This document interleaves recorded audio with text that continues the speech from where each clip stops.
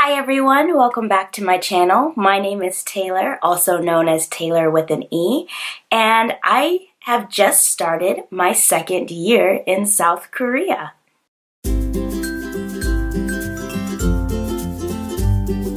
So I thought it was time to give you all who are interested a medical update on myself and how it has been getting healthcare in South Korea so far. I actually answered all these questions for my friend's blog, which I will put a link to below, and you should definitely check out if you have the chance because she has some great information about her life in Korea and her experiences here as well. So without further ado, let's get into it.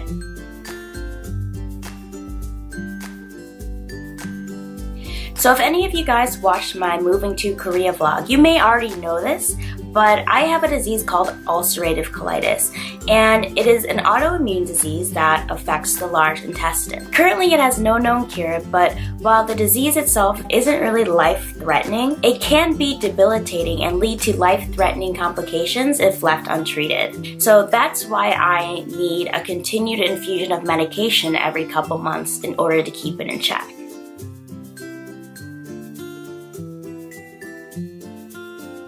So all in all, I would say it wasn't that easy finding treatment in South Korea, but I know it could have been so much harder if I didn't live in one of the major cities in South Korea and had close friends that already lived in the country that could help me out. I started my search to find treatment and a doctor in South Korea even before I started applying to Epic, because I knew if there wasn't a possibility to be treated in South Korea, I probably wasn't even going to apply in the first place.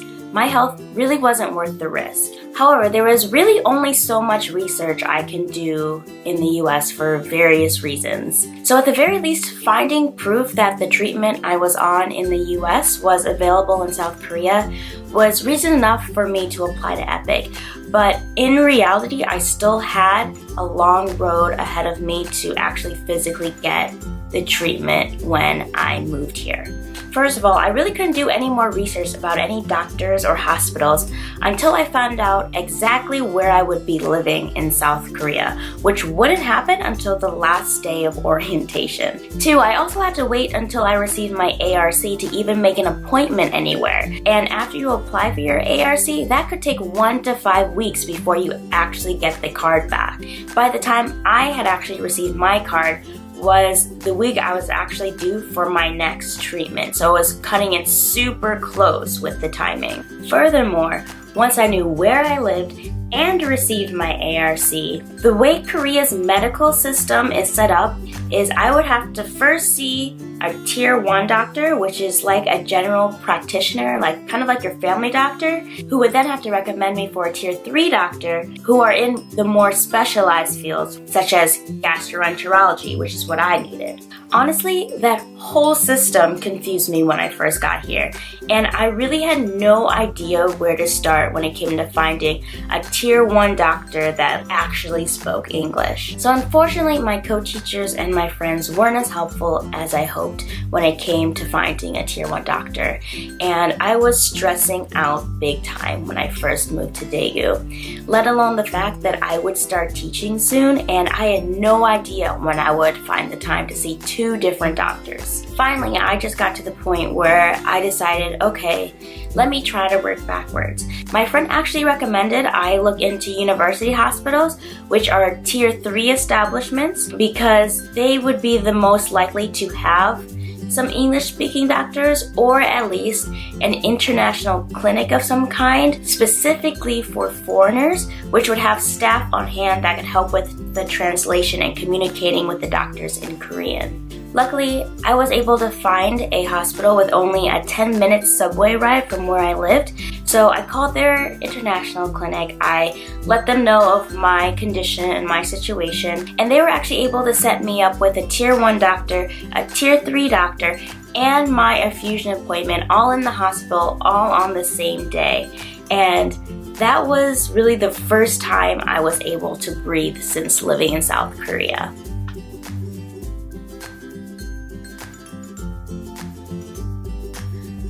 So it was easy and it wasn't easy adjusting to the healthcare system here in South Korea. On one hand, I was already used to going to the doctor often because of my disease.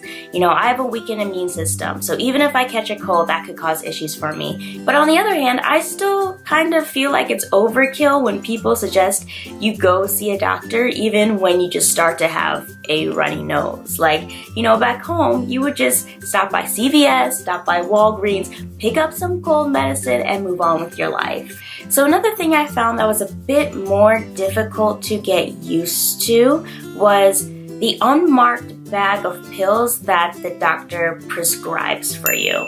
In normal situations, I'll be like, okay, this is a bit different, but you're a doctor and I trust what you're giving me. However, again, because of my disease, there are certain medications I can't take, like anti-inflammatory type of drugs. So not knowing what I'm getting is not exactly the most ideal situation for me. So because of that, it's even a mission just to try to look up the names of Korean medications online to find out what exactly I'm taking. And then finally, I guess the last aspect of the Korean medical culture here that's been kind of hard to get used to are the hospital hours.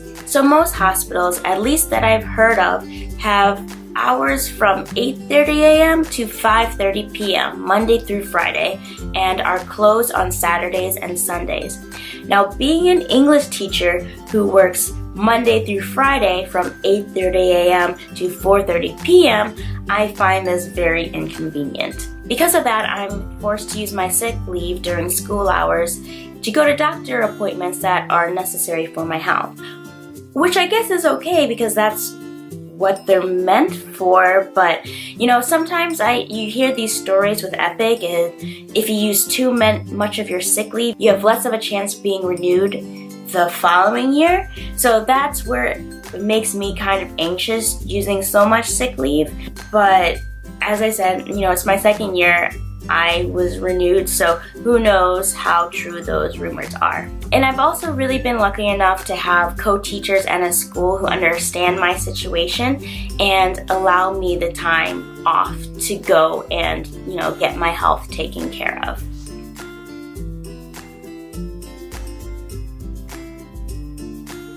Getting treatment here in Korea has definitely had its ups and downs. Thankfully, I'm getting the treatment I need, so I'm able to continue teaching in Korea, but it has been more inconvenient than getting the same treatment in the US. First of all, each time I go in for my infusion appointment, I have to see the gastroenterologist beforehand, which means my appointments take twice as long, and I'm also having to pay out of pocket for those appointments each time I go and see them. In the US, I would only see my gastroenterologist maybe twice a year and still go in for my infusions every couple months and be okay. 2, the minimum infusion time of Remicade here is 3 hours, but back in the US, I would only have to get 1 hour infusions of medication.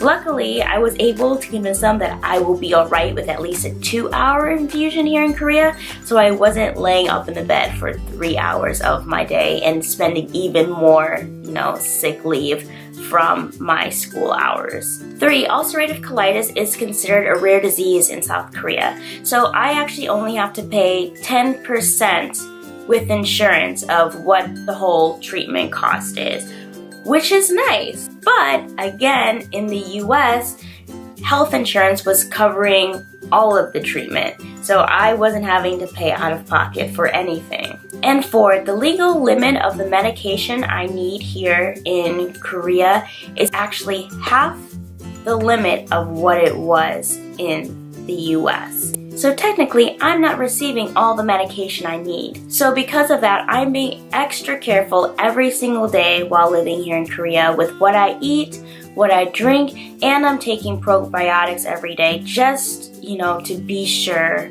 my health stays in check. And on top of that, no, I'm not done yet. It was even a bit of a nightmare to get approval from the National Korean Health Insurance to cover my treatments here. So because I was diagnosed in the US and The Remicade treatment is considered more dangerous in South Korea. The hospital had told me that the National Korean Health Insurance had not yet approved to cover the cost of all my treatments. And there was a chance that they would not approve to cover the costs. So normally I would, kind of take it in as, okay, let me look at my options.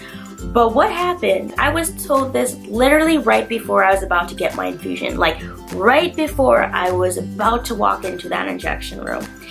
And they were giving me a choice like, hey, you can either get the treatment today, but you have to pay the full price out of pocket, or you can just not get your treatment today.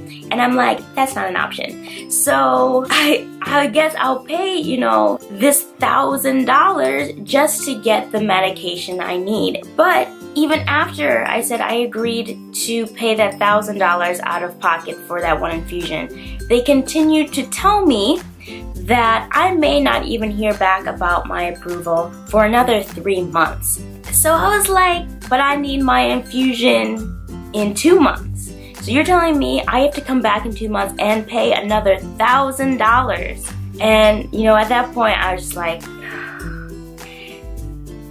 that seriously was probably one of my roughest days in Korea. Just knowing that by whatever chance, insurance would not cover my treatment, that could be the end of me living in South Korea. Because there was no way I would be able to afford that on my teacher salary.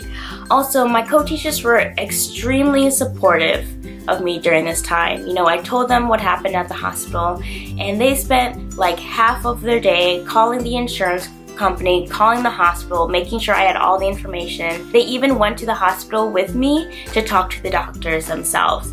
So luckily for me, the answers actually came back within the month, and I was approved for insurance to cover my treatments here, obviously because I am now teaching in my 2nd year.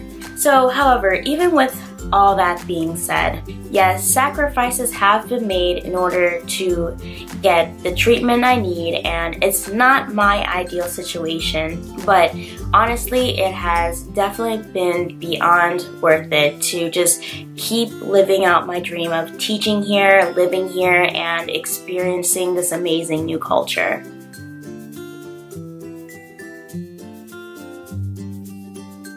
If you're one of those people who have a chronic illness like me, or any type of disease, and are interested in traveling or living abroad, make your health your first priority and do all the research you can beforehand. Google, talk to your doctor, talk to friends, talk to people who have the same disease, get on message boards, read different blogs, look at different vlogs like this one. Just get all the information you need, or at least as much as you can, so you know what you're getting yourself into when you think about taking this big step in your life. Like me, you may not have all the answers you need before you make the big move, but I truly believe a little faith and preparedness will go a long way. So being the type A personality that I am, I actually made a checklist before I left Korea of everything I needed to do in order to get to that goal of receiving treatment. And